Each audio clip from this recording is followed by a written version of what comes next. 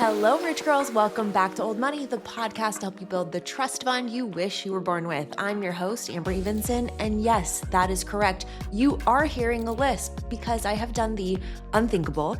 I have once again put myself through the trauma of getting a lip flip. I love how it looks. I hate how it sounds. And quite frankly, it is an occupational hazard as a podcast host to continue to pursue this type of aesthetic medicine, but here we are. And you have all been so generous and so kind and so patient with me going through my previous lip flips, so we will struggle through this together. Now, this episode is part 2 in my cheat codes to earning money, because that's what we're doing in 2026. We've recognized that we cannot save our way to wealth. We can only earn our way there. But before we go any further, I should tell you about my trip to the med spa, because it was honestly really incredible. So yes, I did get a lip flip. I also got Botox for the first time in 6 months. And I'm telling you, I already feel like a different person. My whole personality is back. I'm ready to conquer the world. I'm feeling so great. And I also have been saving for quite a while to do Sculptra.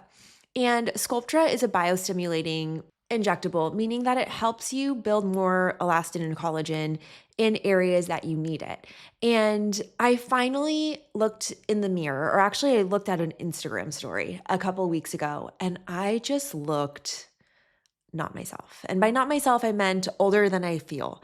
And it's time. So I did some Sculptra in my temples because I was looking a little gaunt and more like a skeleton than a human being.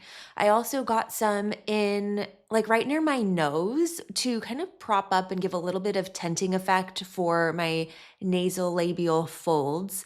And that sounds like inappropriate, but you know what I mean, like the smile lines. And then a little bit in my jawline to kind of help smooth out the look of, I hate to say this, like jowling. It's so disgusting. And honestly, it really made me feel great to take care of myself. I save every single month in my high yield savings account through an automatic amount that goes in there without me even doing anything, so that when the time comes and I need that little pick me up and I want the refresh, I don't ever have to say no to myself. Call me vain, call me whatever you want to call me. I'm just calling myself a realist. I want to take care of myself in a way that's really meaningful. And despite everything they're trying to sell me on TikTok Shop, I'm getting now like served these ads for face tape where people are taping their cheeks back, and then there's a string that pulls your face backwards and the string goes behind your head to like lift up your jawline. I wish I was kidding. And then Botox tape and gua sha and all the things. So the reality is that I don't know that it's going to have a meaningful difference. And this maintenance twice a year is in my schedule. It's in my healthcare schedule that I follow for my annual plan. Twice a year, I'm treating myself and my face to something that's going to make me feel good and feel excited to be on camera and visible. I'm going to be struggling speaking on this podcast, but as we discussed, you guys have been so great and understanding about it. And the reality is it reminded me and anchored in like, yeah, that's why I have all these systems set up. It supports me to feel good. And when I feel good, I'm inspired, I'm more energetic, I'm happier in my every day-to-day life. I can find the magic in the mundane. And quite frankly, it just feels really, really nice to treat myself to something that matters to me. I'm not the type of person that treats myself to all things. Like, I'm not a big foodie. I don't care about going out to a really nice restaurant. I don't care a lot about really nice wine. I just benefit because Justin cares about really nice wine and he buys the good stuff and I get to have a glass. I'm not a person that cares a lot about designer shoes. I'm a purse person, and that's where I like to spend my money. So for me, it's about identifying the areas of my life that I do want to invest in, and my health, my wellness, my face, those are all places that I want to invest. And I can do so without guilt because the cash already exists in the account, and because I am prioritizing all of the other important things like automatically adding to my emergency fund, making sure that my operational fund in my business is very healthy, making sure that my 401k is maxed out every year, making sure that I'm regularly investing on an automated schedule. And then everything on top of that, the overflow is gravy for me to invest in myself. So I have an incredible nurse injector in San Diego. If you need a recommendation, send me a DM. I would be more than happy to share her information. I think she is wonderful, and I'd be so pleased to get you in touch with her. The other thing I want to tell you guys about, speaking of being a purse person, and purse person is not an easy thing to say with this lip flip. I got to go to a really special like really incredible experience this weekend. I went to the headquarters of Fashion File in San Diego. And if you are not familiar with Fashion File, it is a resale network. You can consign bags with Fashion File. You can buy bags with Fashion File. You can buy shoes, clothes, watches, jewelry, all types of stuff. And they have one of their main flagship locations located in Carlsbad in San Diego. And this place is insane. It's insane. It's in this random business park. There's a guarded gate when you enter, and you have to make an appointment. And when you go in, you can get your stuff appraised to sell. And if you want to shop there, they actually give you an iPad. You shop the inventory that they have in their entire warehouse and they bring it out to you. Now, I love Fashion File. I have bought some of my favorite bags on Fashion File, like my Givenchy Pandora bag was from Fashion File secondhand. My current work bag, which is a Fendi tote, I got that on Fashion File. And the reason that I love using Fashion File is because I am not too precious with anything that I own. Like, I know that anything I wear is going to get wear. I'm going to use it. Like, it's going on an airplane, it's going under a seat. And of course, if it's something really delicate, I will put a dust bag or bring a dust bag on the plane and like put the bag in a dust bag, whatever. But I was actually shopping because I have set a goal for myself that I've decided I actually want to buy a Birkin in the next like 12 to 18 months. Ideally, this happens in Paris with my best friend who's French and her mother who's from Paris, and they get me somehow a leather appointment at Hermes and I can buy it, retail value instead of paying double for a secondhand bag.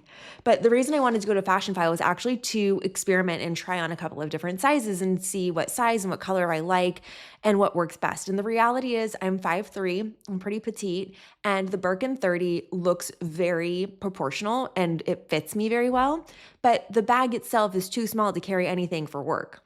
And granted, it's a handle bag. It doesn't have a strap. So it's not like I'm going to load it up with a huge ass computer. But the reality is that I'm going to load it up with a huge ass computer. And then carrying Birkin 35, it looks like I'm carrying a freaking suitcase. And then I thought I wanted the taupe color, which is the light tan, but it actually reads a lot warmer than some of the greys. Anyway, the whole point is this. This is like a crowning moment in my life. I'm going to be turning 40 next year in 2027. And I've always kind of said, oh, I'm going to wait until I like kind of get mature. Like maybe I need to be a little bit older to carry a Birkin.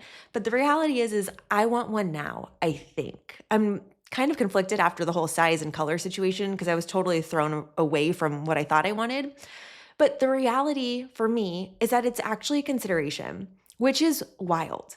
And the reason it's a consideration is solely because of what I've built myself in my business. This episode, part 2 of the 7 cheat codes to earning money, is not only something I want to get out to you at the beginning of the year, it's re-inspiring for me because continuing to up-level in my own identity as a business owner requires revisiting all of these rules over and over and over again.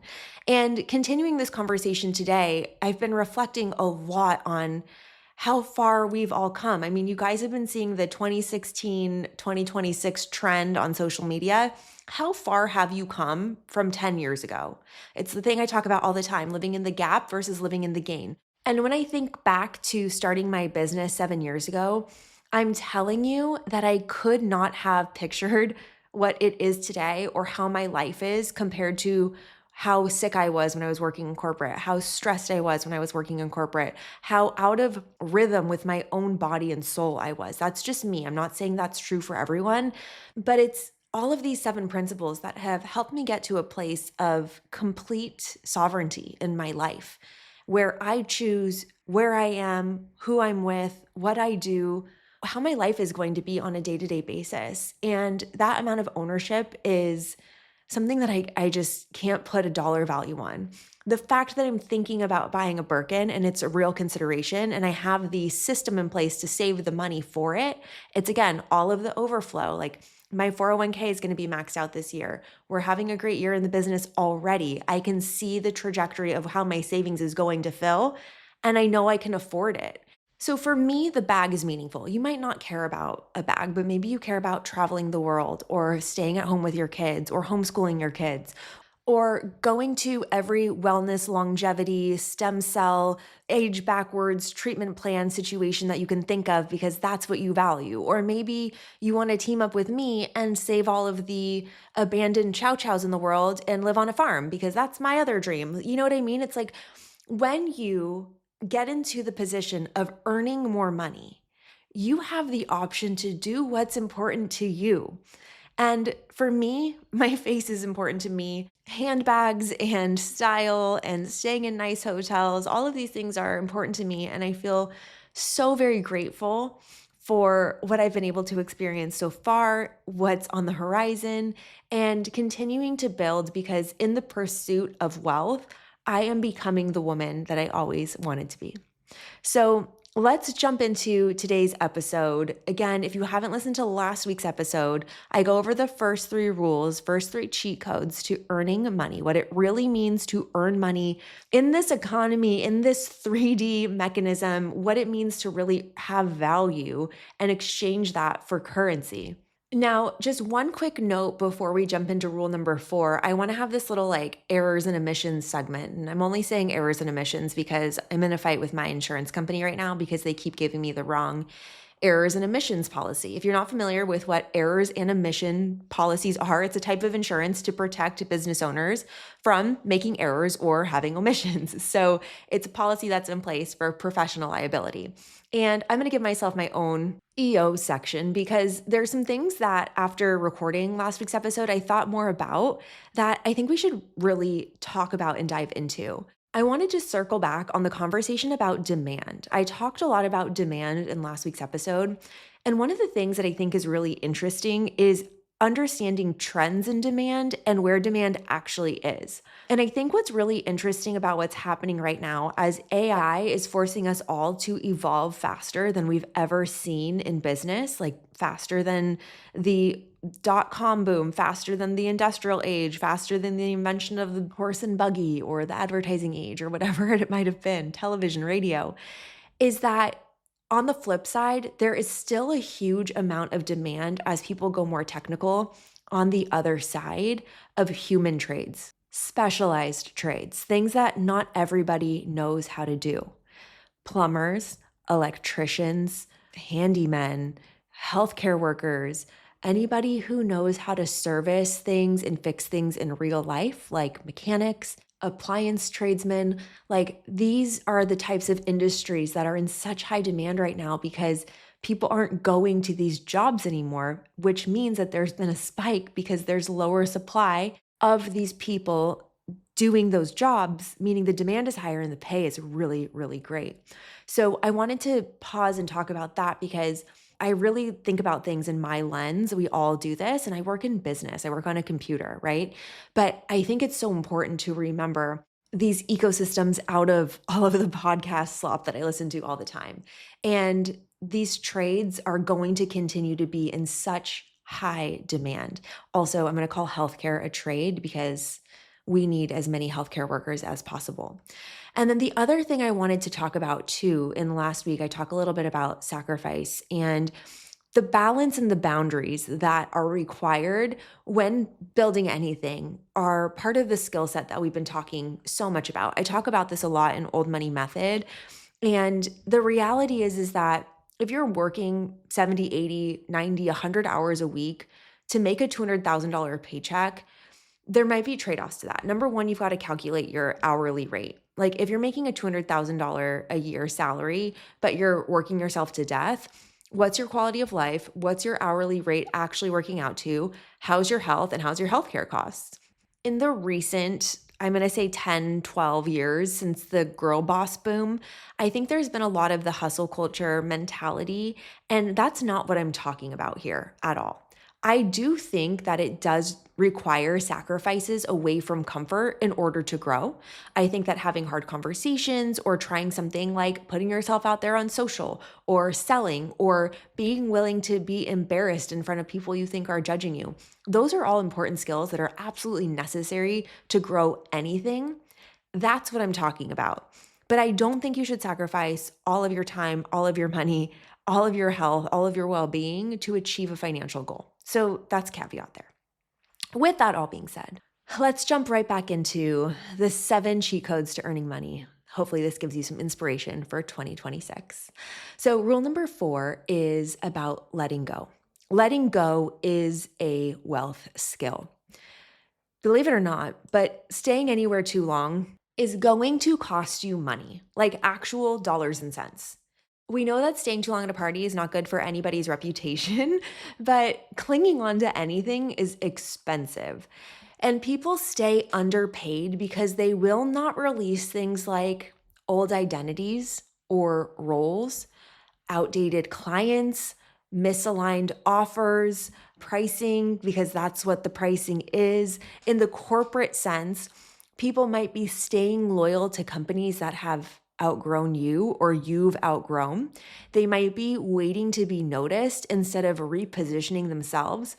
And in life, I find that a lot of women are waiting to get picked instead of picking themselves. Lori Harder talks about this all of the time. She talks about anointing yourself with the permission to do whatever it is that you need to do, because nobody's going to come around and tap you on the shoulder and say, you know what, you've been doing really great here working at this corporation. You should go start your own thing and then come back as a consultant and charge us more to do the job you're already doing. Nobody at your work is going to say that to you because it's not advantageous for them for you to do that, but it's advantageous for you to do that. And so when you start to see these opportunities pop up and you start to catch the seagulls, that's your clue to start paying attention and start moving out of something that may no longer be a fit for you. Now, I know what you're saying. Amber, did you just say seagull? Like the bird at the beach? Yes, you heard me correctly. I said seagulls. You have got to be looking out for seagulls. This is one of my famous analogies. I have a lot of very strange, famous analogies. Let me tell you about first pancake at a later date. But seagulls is another one that I am famous for in very elite circles, of course. But seagulls are something that I talk about all the time, and seagulls are hints. The reason this analogy works is because if you think about back in the olden days, before GPS, before cell phones, before anything, there were sailors out at sea trying to navigate their way across really big bodies of water. Now, if those sailors are anything like my sweet husband, they're probably missing exits, turning in circles, speeding, not paying attention, and then changing the music, and then missing the off-ramp. And that's totally okay. But it can get a little dire when you are out at sea for many weeks, months at a time. And there would always be a sailor at the top of the mast with a set of binoculars or one of those long single binocular things, a monocle, I don't know what you call it, an eyeglass, a spyglass, whatever, looking out. And you would think that they are looking for land, which is the goal, right? We've been sailing away at sea. Everybody has scurvy or hungry or lost. We missed the off-ramp. And they're actually not looking for land. They're looking for birds. They're looking for seagulls because birds can fly out farther from the coast than we can see back to the coast. And they're usually our first indication that we're near our goal. And the seagull is the clue. The seagull is the note that you're on the right path, you're heading in the right direction. And if you continue to have experiences that tell you that you're going in some sort of direction, I recommend you open a little note on your phone and call it seagulls. And these seagulls are going to be words of encouragement. They're going to be situations. They're going to be reflections, coincidences, good luck charms, whatever you need to put on your seagulls list, you need to start a seagulls list. And the reason you need to start a seagulls list is because whenever you're doing something new, inevitably there's going to come a time where you are convinced it is a terrible idea to pursue what it is that you're pursuing.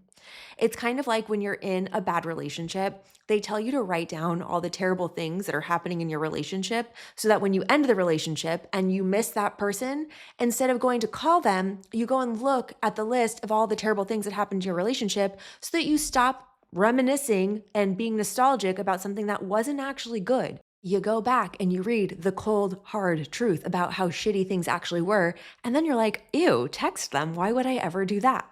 Well, seagulls are the same idea, but opposite. You need encouragement. And I have a seagulls list. I'm actively opening it up on my computer right now. And this seagulls list I started in November of 2018. And the November 8, 2018 entry says, met with, I'm going to redact this name, but this prolific investor, an angel investor. He was one of the earliest employees at Qualcomm. He validated my Aligned app, and he said that I have a superpower the way my brain works. The next day, November 9th, 2018, a colleague of mine, Gary Ware, said, I see you as the next Danielle Laporte. April 21st, presented Aligned app to the panel at Focus, got great feedback and a warm round of applause. 11/11, when I started my company, Chad loved his website and just got signed as a Viore influencer. You guys, this was back in 2019, okay? And I was just starting and I had to write these things down. Yacht sale Instagram growth through the roof. The CEO of Fraser Yachts is liking the Instagram, gave positive feedback to my client. Another client saying I have a great attitude and hope we can work together forever. Cindy wants to work with me. I don't even know who Cindy is. Got my first referral. All of these things I needed to come back to encourage myself and reinvigorate myself when I was feeling down and when I was feeling scared. We have to train our brains to look out for these seagulls, for these hints, for these reinforcements that we're heading in any direction, that we're making momentum, that we're moving.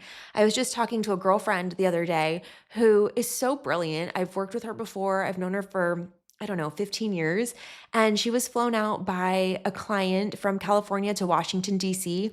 to sit with them and chat business for 8 hours. And I'm like, that sounds like a dream job. She's so specialized in her role and the knowledge of the industry she's in. I'm like, why don't they just hire you as a consultant full time? And you can work with them for a year for $70K and then find one other client and maybe work like 15 hours a week and have no deliverables. That sounds like the dream. And all the things, the dreams, the wishes, the hopes, the desires, the businesses that we've built in our heads, but not yet in real life, they sound good until the rubber hits the road and we have to actually let go of something like our corporate paycheck or health benefits or a job title, an identity, or anything that makes us feel safe.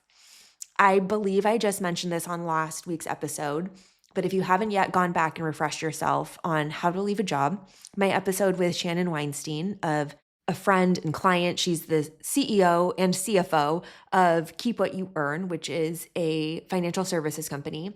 She left her job by replacing her income working 2 jobs at once, her corporate job and then her new business job. I saved money and then quit and then was going to figure it out later. Either way, that required us to both leave something that felt familiar and provided what we were always taught we should hope to seek, which is stability. And the farther I've gone in my own business, I've realized that jobs come and go and clients come and go, but the only constant I can really count on is myself. So if stability or a paycheck or healthcare or whatever it is that's a real tangible, 3-dimensional, valuable thing you don't want to get rid of, I get that. And I'm definitely not saying throw your baby out with the bathwater. But do know at some point you have to leave the party if you want to increase your income. Leaving the party might just be getting a different job. It might be going and interviewing at other companies. It might be going and interviewing at other companies and coming back and renegotiating your role at your current company. Old money families are not sentimental about what no longer serves them. They're on to the next. So if you're in your own business and you're keeping low-paying clients just in case, or refusing to update your pricing or positioning, or you're in your corporate role and you're not earning what you want to be earning, I would encourage everyone listening to, number one, start their seagulls list and share your seagulls with me. Take a screenshot of your list and send it to me in a DM because I want to celebrate you. And also, one reflection question, identify one thing that you're keeping that's capping your income. Okay, item number 5. You're going to think I'm like a red pill, white male podcaster, but I am not, I promise you. I have a confession to make. I once read the entire book, The 48 Laws of Power. And it's a very controversial book. It's written by Robert Greene, and he's also the same guy who wrote The Art of Seduction. He's very controversial. He's best friends with Ryan Holiday, who writes all about stoicism and ego. And the reason I read the 48 Laws of Power was because I was in a corporate environment where I could feel power games being played, and I didn't understand what was going on. And in learning to observe people from a more critical lens, I recognized this rule. And the rule is that your proximity to power defines how much money you make. This sounds very evil, okay? It's not. Let me tell you a story. There's two people, they're working the same number of hours, and they both earn wildly different incomes. One is exhausted, the other is calm. One earns a lot, one earns a little. The difference is in effort. The difference is how close are they to the locus of what people value. I've watched people in corporate stay busy for years with no increase in scope, no increase in budget authority or decision proximity, and then they're wondering why they're not earning more money. I've had people work for me that I have offered promotions to and raises to, and they don't want to take on any more responsibility. They don't want to have any more responsibility or make an impact on the bottom line of the company. And then they wonder why their income plateaus. And I've watched business owners and friends grind themselves into the ground selling offers that cannot scale and then get mad at the world for not buying them. But old money does not chase effort. They are positioning themselves for multiplication and scaling. In corporate, being close to the locus of power means aligning yourself with what your corporation cares for. And more often than not, that means owning outcomes, not doing tasks. It means managing people or managing budgets or managing systems. It means improving systems. It means being close to decisions, not being the one that's waiting for instructions on what to do next. In running your own business, that means creating products instead of working hourly. It means scaling distribution instead of always being in the sales mode. It means creating systems instead of relying on your willpower and motivation.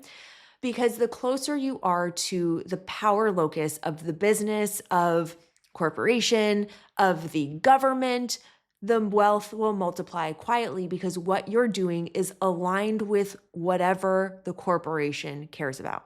Let me give you a really important side lesson in relationships that will totally drive this home. It's this conversation about effort, impact, and intent. And these are all things that come up in conflict often. When somebody says something or does something that hurts your feelings inadvertently, it's something that you have to speak up and say, hey, that hurt my feelings. Can we resolve on this, right? That's what you would typically say. Like, let's say your husband said something, caught you off guard, it made you feel offended. You have to emotionally regulate, zip up, as I say, and then communicate what happened so that you can feel resolved on it, get some accountability and apology, be heard and seen, and then move on. And a lot of times in relationships with people who are not emotionally mature, they will say, well, I didn't mean to do that. Like, I'm a good person. Like, how could you think that of me? And that's not what the conversation is about, because intent does not equal impact. You're right. You might not have known that you saying that I drive like a wild banshee offends me because you didn't mean for it to offend me. You just saw me driving like a wild banshee and then you said it and it brought something up in me. It's not about what you intended to say. You thought you were joking, but it impacted me. It hurt me. The intent doesn't matter. The impact is what I experience and what I feel. And when you're in an interpersonal relationship, I'm not experiencing your intent. I'm experiencing the impact. Another thing that emotionally immature people will often do is they'll say like, well, I'm trying, or gosh, like, I guess I can't do anything right. And what they're talking about there is effort. They're talking about, well, I'm efforting, I'm trying, so you should not be impacted by the impact. And that is also not how healthy relationships function. When there's an impact, it doesn't matter what the intent was behind it. It doesn't matter how hard that person's been trying. If there's an impact, that's something that has to be addressed and resolved. I didn't intend to crash my car into you, but there was still an impact. There's a fender bender and we need to fix the fender bender. I was trying to drive straight, but I crashed into you. It doesn't matter that I was trying to drive straight. I still crashed into you. Therefore, we need to go to the auto shop.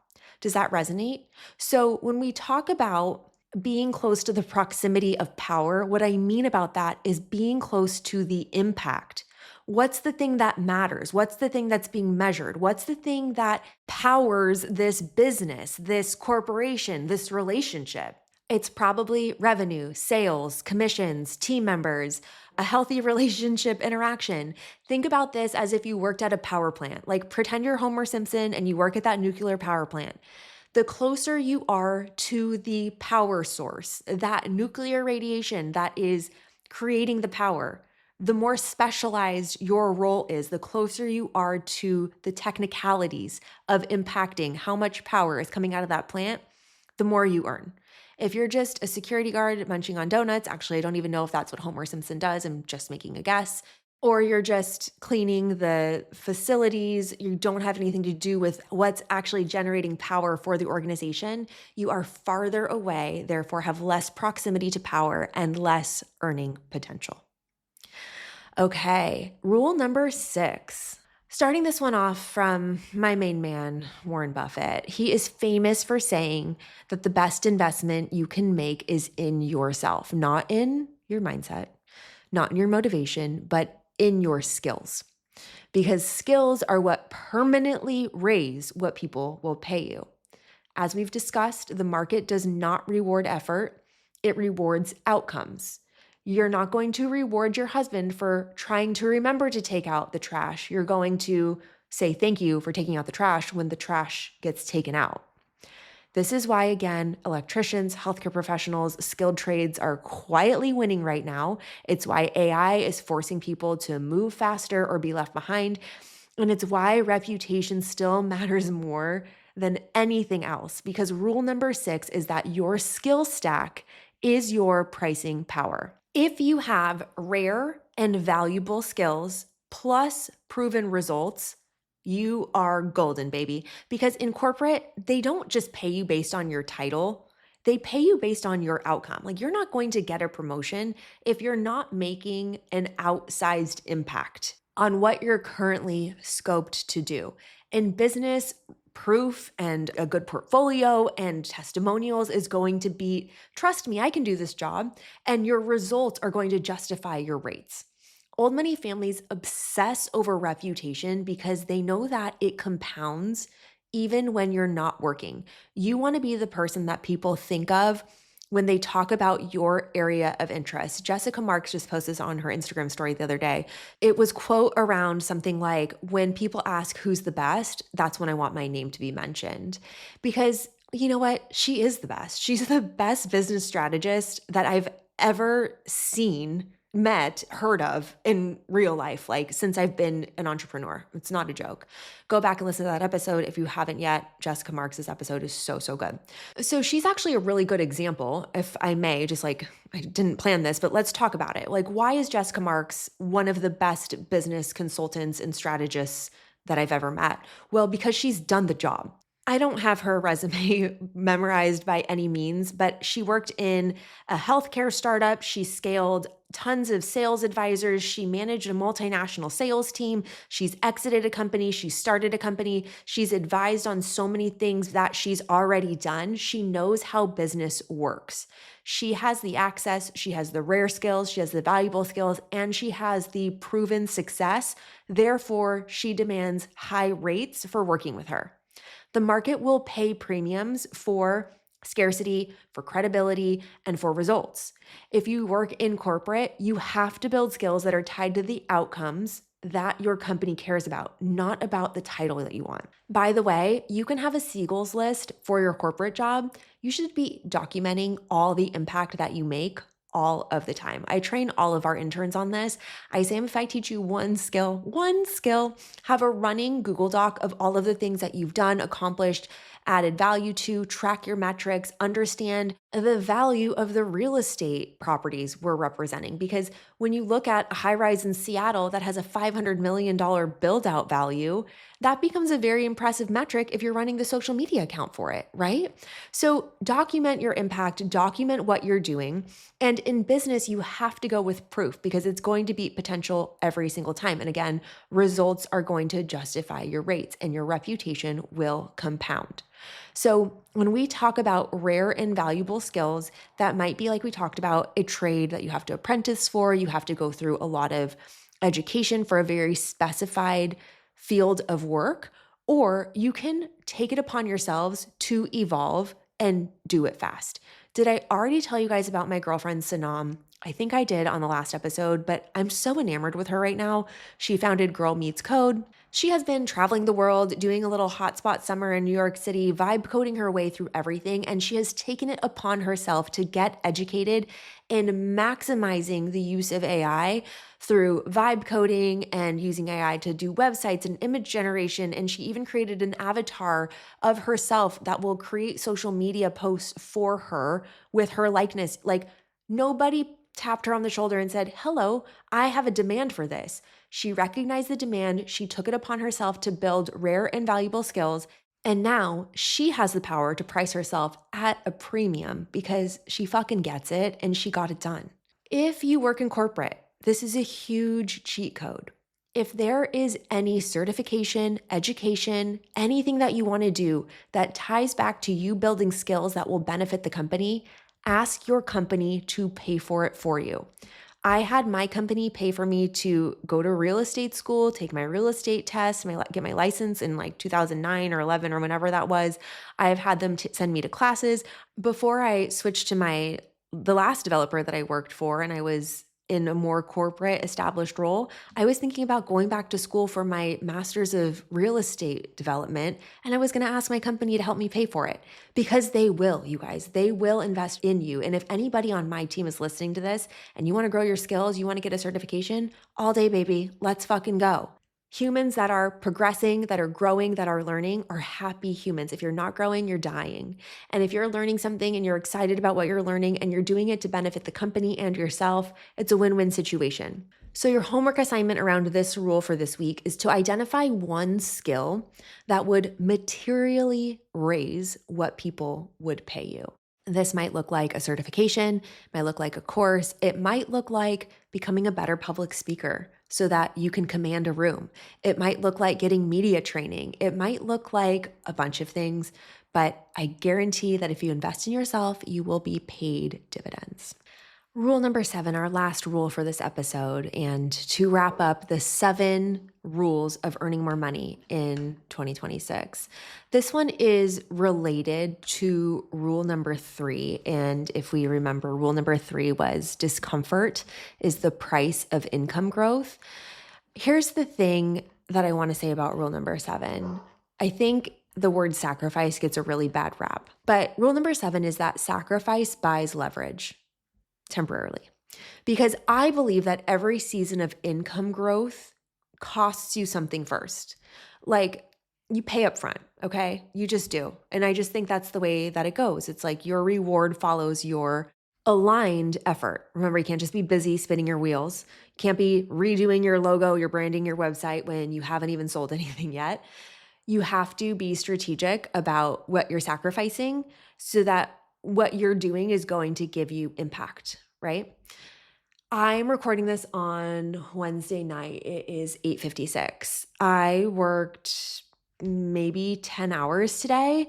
I had so many meetings. I was running around town, running errands, picking up checks, picking up merch, on the phone, fighting with my insurance company, as I mentioned to you. And I could be cuddled up with Poppy right now watching the new episode of Traders. I'm behind and need to catch up, and I'm obsessed with Traders anyway. And I'm not, but that's okay because this doesn't feel like a sacrifice anymore. It feels like alignment for me. But there was a season where I recorded the first episode of Old Money 4 times before I got it right. There's a season where I tried to record Old Money Method so many times and recorded hours and hours of content, and the audio wasn't working or the video quality was bad or whatever happened. And in building my business, I didn't take a real salary for quite a long time. I didn't get to take owner's distributions for quite a long time. I reinvested and still do reinvest most of our profits back into our company, into hiring team and expansion and improvements. And even now, part of what I'm building doesn't look impressive yet because equity never does in real time. And this is where people quit. This is where people quit. You've seen that illustration or the cartoon of the guy that's mining for gold or diamonds or whatever, and he's got the pickaxe and he quits just before he's about to hit the diamonds. Money doesn't always come immediately. Fame doesn't always come immediately. Recognition, all the sales. People want the office, the image, the validation. And the part of building and feeling judged and feeling small and not as far along as your competitors and, embarrassed in comparison or whatever it might be, you got to remember that there are seasons for everything. Early career trades time for learning, later career trades control for scale. If you're a high earner, you've got to protect your energy, stop over functioning. Sacrifice is useful, I think, when it's temporary and when it's used strategically, because what you don't want to do is sacrifice your whole life and burn out, because that's not sustainable at all. So the sacrifice buys leverage rule is about aligning your actions, learning fast, taking stretch roles, positioning yourself within a corporation, being really strategic and political about where you're going to place your effort, and then protecting your energy and delegating as you get into higher levels of business. If you are a business owner, when you're early in business, you're probably trading time for experience, quite honestly. Later, you trade control for scaling. You have to delegate, you have to hire managers, you have to hire people that are going to do things differently than you would do them. And if you can stop over functioning, you can get to this place where you're in the groove. And I have to tell you that I'm finally in the groove in my business. And it's taken me a lot to get here. And the groove for me is peace. Like, I'm just not stressed about my business anymore. And that doesn't have to do with the revenue. It doesn't have to do with the team. The team has changed so much in the last 3 months. We're growing, we're expanding so much right now and hiring and setting the bar really high for the people that come onto the team. The clients have been amazing. That's great. But it's not anything external. It's not the bank account. It's not the clients. It's not the team. It's not even the support. And to go back to Jessica Marks, like having Jessica and Brooke to work with and support AF Marketing has been such a blessing, a huge investment that I've saved up to be able to do with them. I mean, very meaningful for me. But the groove is the piece. The groove is that it's all working out and it's now a machine that's running on its own. I'm guiding the machine. I contribute to the machine, but the machine's going to run whether I'm there or not, because we have an incredible, talented team and amazing, wonderful clients that keep this machine rowing. We're all feeding it, right? And I'm not overworking anymore. Yeah, I did work a ton today. And then I step onto this podcast and I'm still excited to do it because I'm energized by it. But you know what else I did is I took my dog to the park and read a novel every morning this week for like 30 minutes while I had my Americano and enjoyed being outside. I recognize that people on my team do things differently than I do, and I'm like letting it be okay. I'm not micromanaging it. I know that I put in my work, and now that effort, that intention, it resulted in impact. And the impact is a machine that's working. It's all working. And when I was at the beginning of this journey, I don't know that I knew with 100% confidence that it would work. And now I know without a shadow of a doubt that this business will continue as long as I want it to. So Poppy just wandered in here and she's like, why are we not going outside? What is happening? Are we going to play? And as we're talking about this sacrifice buys leverage, I think dogs are a perfect example of this. If you've ever rescued a dog, adopted a dog, gotten a puppy, and you've gone through the sacrifice of them crying all night, not being able to sleep in a crate, peeing on your rugs, throwing up on your bed, doing all the things that puppies and new dogs do. And it's a sacrifice. You have to learn how to train them. You develop those very valuable skills. You invest time in them. You sacrifice temporarily. And what you get out of it is the best gift that God could ever grant us, which is companionship of an animal. And business and money is the exact same way. You shouldn't be sacrificing and burning yourself out. You should be building something that is going to get you farther along to where you want to go.